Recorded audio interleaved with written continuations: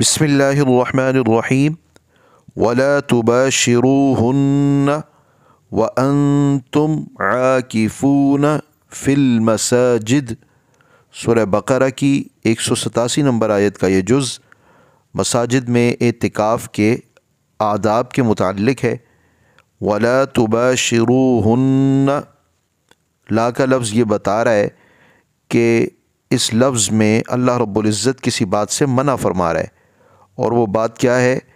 تم ان سے مباشرت نہ کرو، خاص قسم کی خواتین سے جو قربت ہے اس سے منع کیا گیا۔ ولا تباشروہن، تم ان سے خاص قربت نہیں کرو۔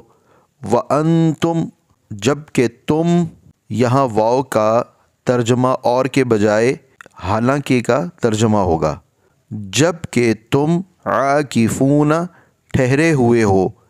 عاکفون، اعتکاف میں ہو یا ٹھہرے ہوئے ہو۔ چونکہ اعتکاف کی صورت میں ہم مسجد میں ٹھہرتے ہیں، تو عاکفون سے مراد ٹھہرنا یا اعتکاف کرنا۔ وانتم عاکفون، جب کہ تم ٹھہرے ہوئے ہو، فی المساجد، مسجدوں میں۔ تو مکمل ترجمہ یہ ہوگا کہ تم ان سے خاص قربت نہیں کرو جب کہ تم مسجدوں میں اعتکاف کی حالت میں ہو۔ جب کہ تم مسجدوں میں اعتکاف کی حالت میں ہو تو ان سے خاص قربت نہیں کرو۔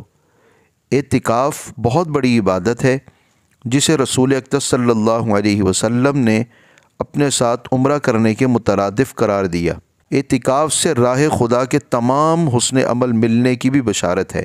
اس مختصر حصے میں اللہ رب العزت نے مسجد اور اعتکاف دونوں کے آداب اور لازم امور بھی سکھا دیے، اور اس سے یہ بھی واضح ہے کہ اعتکاف مسجد میں ہوتا ہے۔ اعتکاف ایک ایسا حق ہے جو اللہ اور بندے کے مابین ہے۔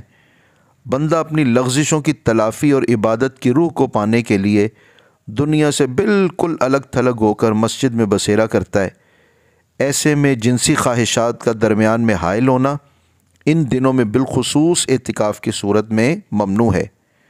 اعتکاف کے دوران محض دنیا اور دنیا داری کی جاری کوششیں، جیسے میں اور آپ عمومی طور پہ اعتکاف کرنے والے افراد کو مسجدوں میں دیکھتے ہیں، پھر نمود و نمائش، عمومی میل جول، ہنسی مزاح اور گپ شپ کا ماحول بھی ایک گویا مباشرت ہے دنیا کے ساتھ، جس سے بچنا اور دور رہنا اعتکاف کرنے والوں کے لیے اعتکاف کے ثمرات اور عمدہ اثرات کا باعث بنے گا۔